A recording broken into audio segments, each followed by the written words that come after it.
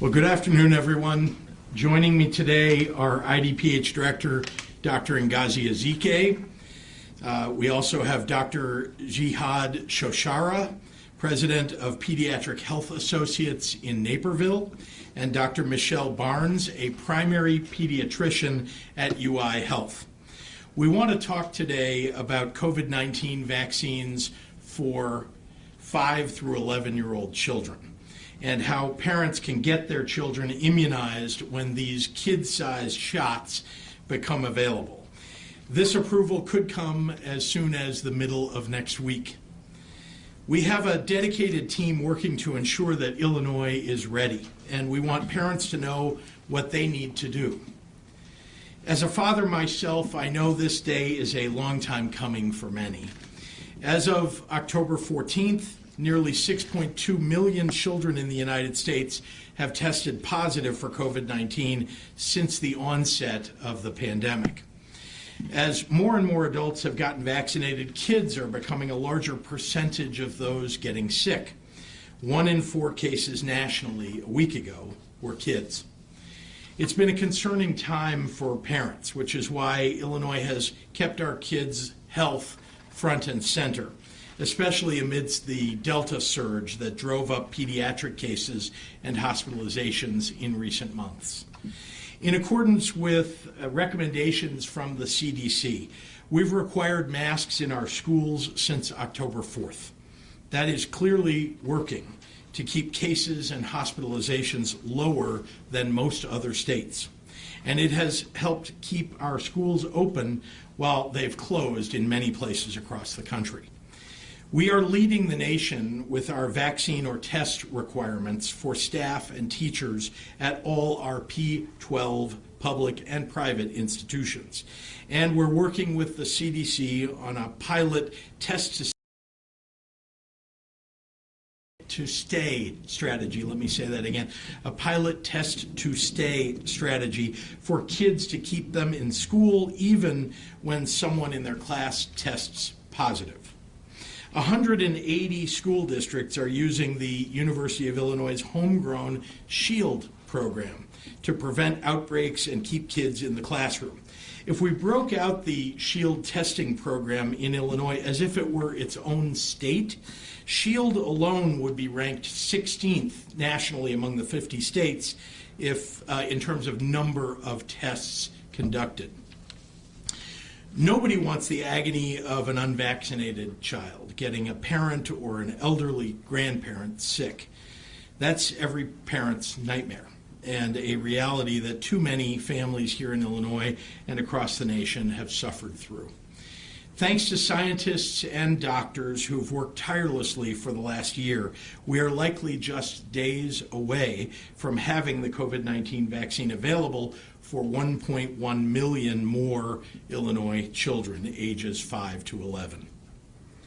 As soon as the FDA and the CDC have signed off, these kid-sized doses and kid-sized needles will be shipped out to pharmacies, to pediatricians, and to other providers all across the state of Illinois. Our initial allocation from the CDC is currently slated to be roughly 380,000 doses for pediatricians, hospitals, and clinics, with more than 100,000 additional doses going directly to pharmacies from the federal government. That includes not only the city of Chicago, but the entire state of Illinois. That means that unlike with the federal government's vaccine deliveries last December, Illinois will receive a robust supply right from the start. So if you're a parent, you're probably asking, where do I start? The answer is, start with your pediatrician.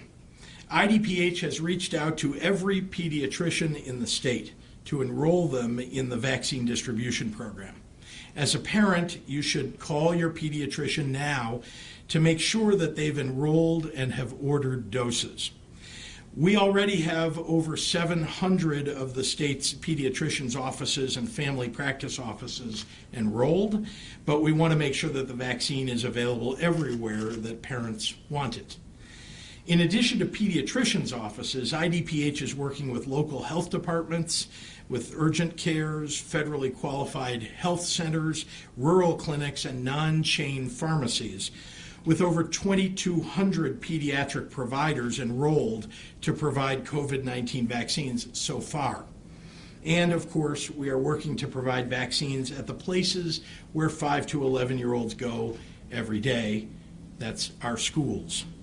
Just as IDPH reached out to all impacted school districts in Illinois after 12 to 17-year-olds were approved for the COVID-19 vaccine, we will be reaching out to approximately 750 public school districts that teach elementary-aged students to offer them the opportunity to host parent-approved clinics right on school grounds.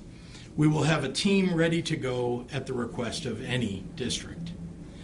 Already, our excellent IEMA and IDPH mobile vaccination teams have held over 870 school and youth events for those 12 and over. And there are an additional 350 vaccination events for them scheduled in the future. Across the board, we're requiring up-to-date mandatory trainings for all providers on the pediatric vaccination guidelines so that everybody is totally equipped to keep our kids safe. So if you're a parent eager to be first in line, I welcome your assistance in this endeavor. Call your pediatrician and make sure that they're ready and signed up in the system so that they can start providing pediatric doses for 5 to 11-year-olds as soon as they become available. The Pfizer vaccine, likely to be the first one approved, requires 2 doses 3 weeks apart. That means you have the opportunity to get your kids fully vaccinated before Christmas, so don't wait. I also know that there are many parents out there who aren't quite ready to be the first in line to get their kids vaccinated and who might still have questions. That's okay. There are experts who can provide you with answers. And I urge you to talk to your own doctor or to listen to Dr. Ezike or Dr. Shoshara or Dr. Barnes here today and other leaders in medicine who have dedicated their whole lives to keeping kids healthy. Just like with vaccines for adults, vaccines for teenagers and vaccines for booster shots, COVID-19 vaccines for kids have gone through the entire formal regulatory process at the FDA and the CDC. We will see the same process happening once again in a few months for COVID-19 vaccines for children ages 6 months to 5 years of age. But let's be clear, these vaccines have been studied under some of the most significant public scrutiny in human history and have been proven to provide the same life-saving protective qualities of the vaccines received by hundreds of millions of adults the world over. We also know this, across the board, vaccines have been proven time and time again to help our kids live their best and fullest lives. As you know, in all 50 states, children can't enter kindergarten without vaccinations against polio, against diphtheria, tetanus, measles, and pertussis, to name a few of the once deadly diseases that we've functionally eradicated with vaccines.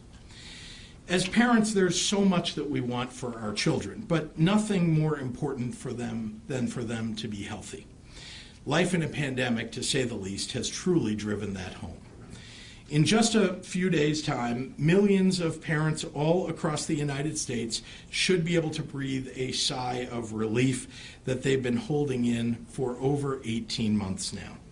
And I will do everything in my power to continue to follow the science and keep our kids safe.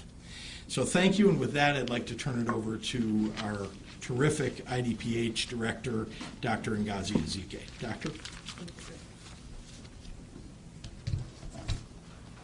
Thank you, Governor, and good afternoon, everyone. Illinois, for many, many months, I have stood here before you alongside Governor Pritzker as the director of the Illinois Department of Public Health, sharing the latest data, sharing the latest guidance, sharing what drove those decisions, and how we have seen best to keep Illinoisans safe during this pandemic. Today, I stand before you not only as the director of IDPH, but also as a board-certified pediatrician, and also as a mother of school-age children. In the spring, when the age guidelines for the Pfizer COVID-19 vaccine were released, my older kids were eager to get their first dose. As their mom, I knew exactly when it was their turn to get vaccinated, and I had zero doubt in my mind. And I didn't even have to help them schedule their appointments. They were eager to schedule it themselves. And then when it became available for the 12 to 15, my next set of kids were just as eager and excited to participate in this important life-saving activity. I wanted them to feel a sense of safety when they were at school. I wanted them to not have to quarantine should they be exposed to someone with COVID and not miss more in-person days. I wanted them to be able to play sports again. I wanted them to be able to hang out with their friends. I wanted what was best for them, just as every parent wants what's best for their kids. So now that the approvals for youth age 5 to 11 are potentially around the corner, and as the state's top health official and as a board-certified pediatrician and mom, I am urging every single parent or guardian to do this for their child. Make a plan to get them vaccinated for COVID-19. Unfortunately, we have lost some young people to this virus, and some young people have been hospitalized. Definitely not many, but any is too much when there is a vaccine that can prevent that illness, that severe illness, hospitalization, or worse. I firmly believe when we begin to vaccinate our younger residents of this state, the numbers will continue to drop for the cases and the hospitalizations statewide. We use car seats and safety restraints in vehicles. We protect our kids from cigarette smoke and secondhand smoke. We monitor the toys that they play with, and we vaccinate against vaccine-preventable diseases that literally save lives. Today, I'm asking you to add COVID to that list of vaccines for diphtheria or chickenpox. Vaccinate your child against COVID-19. As a concerned parent, you probably have questions, and that's perfectly fine. But if you have those questions about the vaccine, please visit reputable websites like those hosted by the CDC or IDPH, or your doctor's office or your healthcare system's website, or the American Academy of Pediatrics to get proper information. Talk to your child's pediatrician or their pediatric provider and get your questions answered.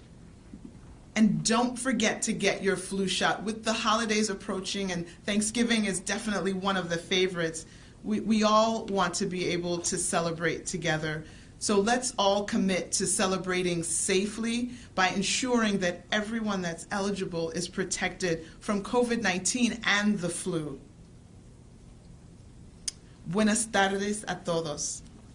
Querido Estado de Illinois, por meses me han visto estar aquí con el gobernador Pritzker como la directora del Departamento de Salud Pública en Illinois, compartiendo los datos y la ciencia que ha dirigido, impulsado nuestras decisiones para mantener a toda la gente de Illinois a salvo de este virus mortal. Hoy estoy aquí como pediatra certificada, madre de 4 estudiantes y directora del Departamento de Salud Pública. En la primavera, cuando se publicaron las pautas de edad para la vacuna Pfizer COVID-19, mis hijos mejores no estaban ansiosos por recibir su primera dosis. Como su mamá sabía cuándo era su turno de vacunarse, no tenía ninguna duda en mi mente. Quería que tuvieran una sensación de seguridad cuando yo volviera a casa desde la oficina. Quería que podrían volver a jugar deportes. Quería que vieran a sus amigos. Quería lo mejor para ellos, como ustedes para sus niños. Ahora que las aprobaciones para los jóvenes de 5 a 11 años están cerca y como principal funcionario de salud del Estado y pediatra certificada, urjo a todos los padres que hacen lo mejor para su hijo. Hagan un plan para vacunarlos contra COVID-19. Desafortunadamente hemos perdido gente joven a causa de este virus. No mucho, gracias a Dios, pero una es una vida demasiado. Pero creo firmemente que cuando comencemos a vacunar a nuestros jóvenes, esos números se van a bajar. Usamos asientos de seguridad y sistemas de seguridad en los vehículos. Los protegemos del humo del cigarrillo y del humo de segunda mano. Controlamos los juguetes con los que juegan y los vacunamos contra la difteria, la tos ferina y el tétanos. Hoy les pido que agreguen COVID-19 a esa lista. Vacune a sus hijos contra COVID-19.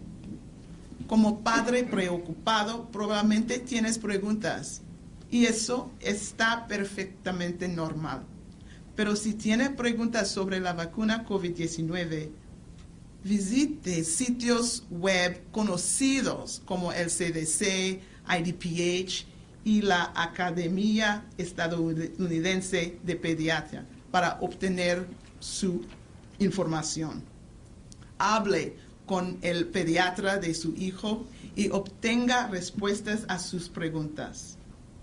Y no olvide vacunarse contra la influenza. Con las fiestas acercándose, como uno de mis favoritos, el Día de Gracias, todos queremos celebrar juntos. Hagan un plan a celebrar de forma segura para asegurar que todos estén protegidos contra el COVID-19 y la influenza. Mucho gusto para su apoyo. And with that, I will turn it over to Dr. Shoshara, a friend and colleague and president of Pediatric Health Associates in Naperville.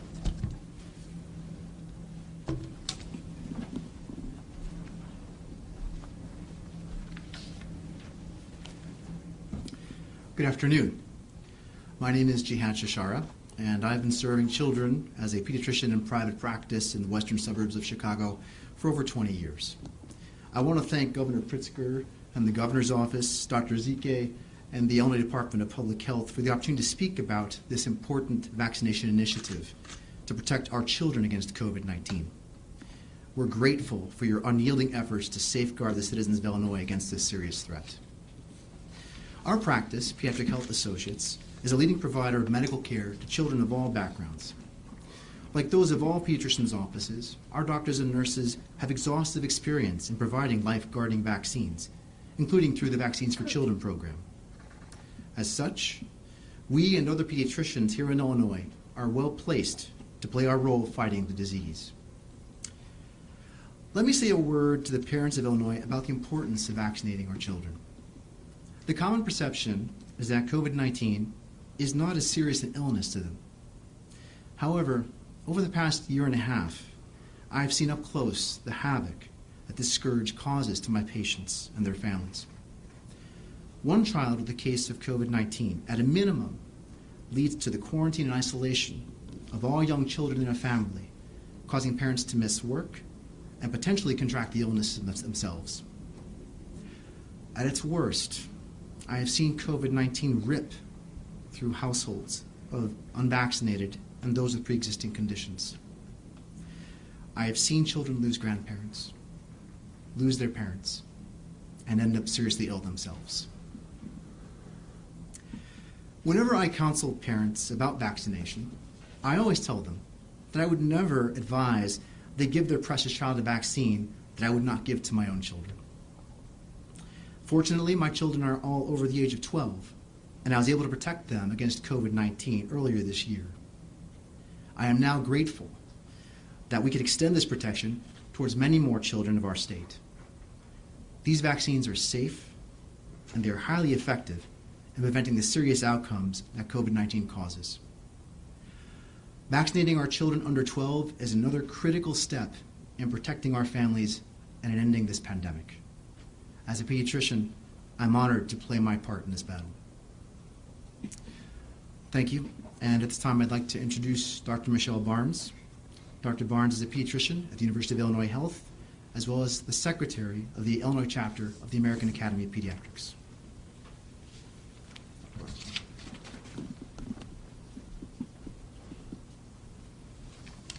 Good afternoon. My name is Dr. Michelle Barnes, and I am here today in my leadership role for the Illinois chapter of the American Academy of Pediatrics.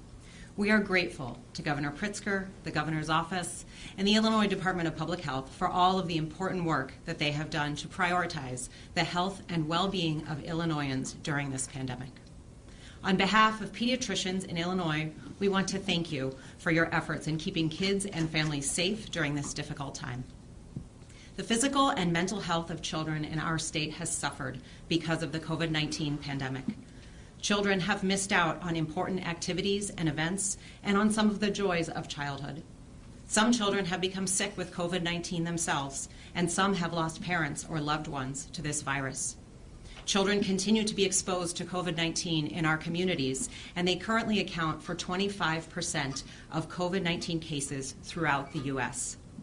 We continue to see children hospitalized with COVID-19, and it is estimated that between 10 and 15% of children diagnosed with COVID-19 will go on to experience long COVID symptoms lasting longer than 5 weeks. As pediatricians, we are ready to look ahead and to return to a more predictable and hopeful time. We have been looking forward to children in younger age groups having the opportunity to be vaccinated and protected against COVID-19. And we know that there are many parents and children who have been waiting for this as well. We also know there are parents who have questions about vaccinating their children against COVID-19. We want you to know that vaccines are safe. Vaccines do their job. The COVID-19 vaccine will teach your child's immune system how to recognize and fight COVID-19.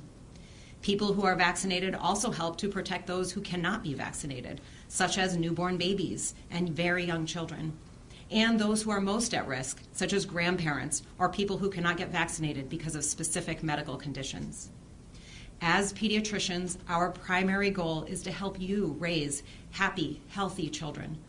Like you, we want to keep our children in school, participating in activities, socializing with their peers. We want you and your families to be able to safely celebrate the holidays together. Our job as healthcare providers is to protect children from preventable diseases, and soon this will include protecting them from severe illness from COVID-19 by getting vaccinated. Protect your children from COVID-19. Get them vaccinated as soon as you can. If you have questions or concerns, please reach out to your child's healthcare provider. We are more than happy to help you with this important decision for your child. During the last 18 months, some parents have not felt safe bringing their children to their doctor for routine care, including vaccinations and regular checkups. We know that many of you have concerns about your child's development or about how to support your child through this difficult time of transition and of crisis. As pediatricians, we want to assure you that our offices are open. We are here to help you and your family. Now is the time for your child to catch up on their missing vaccines, to get their flu shot, and to get their COVID-19 vaccine. The Illinois chapter of the American Academy of Pediatrics is working with the Illinois Department of Public Health to support healthcare providers in giving the vaccine in their offices, and to support hospitals in giving the vaccine at urgent care centers and upon discharge. This will help ensure all eligible residents of Illinois have access to this free vaccine, and it will allow them to discuss their questions with their healthcare providers at the same time. The Illinois chapter is partnering with ECHO Chicago and the Illinois Academy of Family Physicians to implement this statewide program, Illinois Vaccinates Against COVID-19, or IVAC for short. We look forward to assisting pediatricians and other healthcare providers in their vaccine efforts so that they can continue to deliver the valuable and comprehensive care they have always provided to young children and their families. Local health departments, schools, and pharmacies have and will continue to play a huge role in vaccinating people in Illinois, even as the vaccine becomes more available in pediatric clinics. We thank all of our partners in public health for their efforts to protect children and the public during this national emergency. We are honored to work alongside you. Thank you. Now I would like to turn it back over to Governor Pritzker, who will take questions from the press.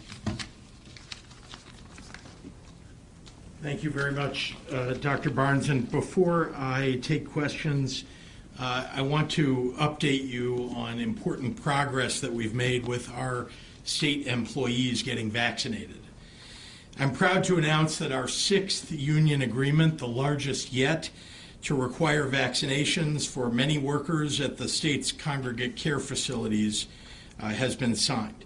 This agreement with AFSCME covers about 7,800 employees at the Departments of Human Services and Veterans Affairs, bringing the total number to nearly 10,000.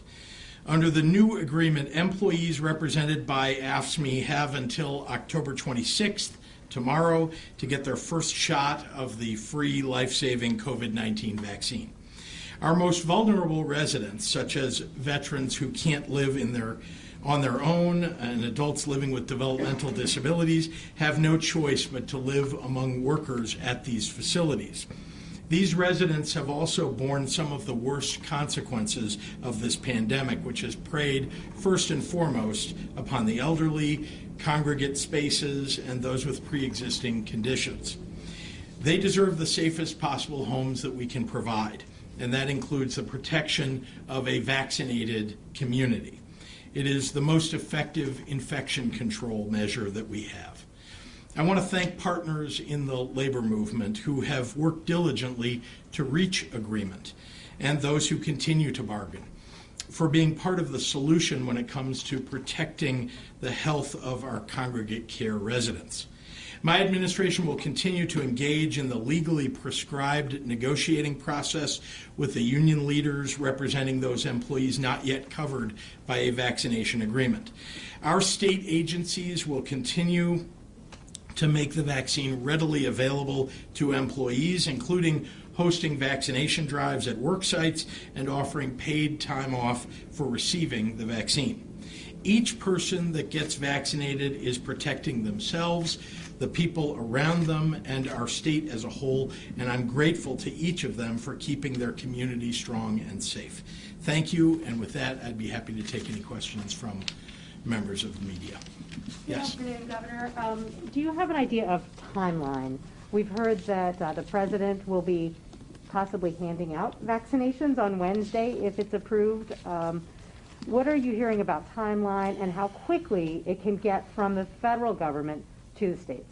You're talking about for children 5 to 11? Yes, sorry, just want to make sure that's 5 okay. to 11. Yeah, next week. We believe that early to mid next week we will have those vaccinations in hand and we'll be able to begin vaccinating young children, 5 to 11. Governor, Yeah. How soon do you think we would see it in schools? You mentioned that there would be, you reached out to 700 pediatricians' offices, but you also, I think a lot of people would want possibly the convenience of schools. How soon could that happen if those other offices would start next week? So I'm going to ask Dr. Ezike, because she and her team have been on the phones constantly with schools. I will just point out, however, again, pediatricians' offices, pharmacies, which often are very convenient for people, as well as schools. That's where we anticipate most of the vaccinations will be given, but once again, FQHCs, clinics, hospitals, and others will have them. But Dr. Ezike on schools? So again, we're trying to be ready, very nimble, so we've been already working with schools and community park districts to host events. Given that we think that the final approvals, meaning ACEP and Dr. Walensky signing off, that could happen November 2nd, 3rd, we are planning events that will start immediately the week after to give it time for it to get into the state, for the groups to have it, and then have events. And we don't want to schedule things starting on a Monday, but Tuesday. But of course, our pharmacy partners will also have it, and so they might be able to start vaccinating as soon as the weekend. But the events that IDPH and IEMA, that we're working together with our partners, those events, some at schools, some at park districts, those will start the week after, starting around November 8th. Dr. Ezike, can I ask you, right, real quick, as you know, more children are testing positive because we're testing more children that, some are healthy during school hours. Have you thought about changing your quarantine policy to let people test negatively out of quarantine? Because at one point in time, we had 12,000 CPS kids that were healthy, that were sitting at home, they wanted to go to school and play sports. Is that a possibility that they could test negative out of quarantine? Yeah, we've already implemented that. That's the Test to Stay program. I think Governor Pritzker mentioned that in his comments. We actually have, and we've worked with the CDC, we piloted a program to have people test while in school, and if they're negative, you continue staying in school unless that negative test then turns to positive. And with that, we have kept many more people in school, and that Test to Stay policy is available for any school district to use. So absolutely, we have the same goal of keeping people for in-person learning, and that Test to Stay program is exactly how we do it. You keep testing to make sure that they're negative, keep staying in school. Dr. Zeke, can you speak to the difficulty of vaccinating people this young and trying to do it en masse? Sort of a little softer touch is obviously required of people at this young age. How does that complicate the mass rollout compared to doing it for adults? Yeah, so this is not the population that you probably just have drive-throughs and have kids rolling on through. Number one, they don't drive. It's not as convenient. But so that's why when we think about, we have to have multiple ways to do this. This is why we have our pediatric partners who will be a big part of this. Some people will only feel comfortable getting it done at their pediatrician's or their family physician's office. Some people have been chomping at the bit and will go to the pharmacy on day one, and the pharmacies will be able to play that role. Some people will be comfortable having that event at school where they will sign and give permission. Some people will want to come to one that's after school where they can come to this event where there will be pediatricians on hand to answer questions. So we're really trying to create all these different options for different parents who are in different stages of being comfortable with the idea, but I think that combined effort in the pediatrician's office, in the family physician's office, at schools, at park district events, at the pharmacy. Between all that, I think we have most people covered. Is anyone concerned about the timing? Because if we do start the second and third, I think you were mentioning, Dr. Zeke, about scheduling events, 3 weeks after, we hit Thanksgiving. About getting things done and getting things done in the right time frame. I know, Governor, you spoke about trying to get everyone in this age group vaccinated by Christmas, but maybe talk a little bit about Thanksgiving and concern about trying to get this done before people are gathering. Sure. Well, let me first say that I think it would be impossible, really, to get everybody vaccinated before Thanksgiving, and I don't think that anybody thinks we're going to get every child vaccinated before Christmas either. What I was pointing out was parents who want to make sure that their kids are vaccinated before Christmas. There is time to do that. You can get both doses in the 3 weeks in between the two doses, plus the 2 weeks after that to make those vaccinations fully functional. And so that's what I was pointing to. But I agree with you. Everybody can't get fully vaccinated. The children can't before Thanksgiving. And so we encourage people, of course, to take precautions, to do the same things that people have been doing all along, I think, to protect their children. They can get their first dose before Thanksgiving, which is some protection. And of course, follow the protocols that have been laid out by IDPH for holiday gatherings. Okay, thank you, everyone. Oh, wait, That's one it. more question. That's it. We're wrapped Members up. of the We're done. daycare We're done. industry Thank you. say- Thank you.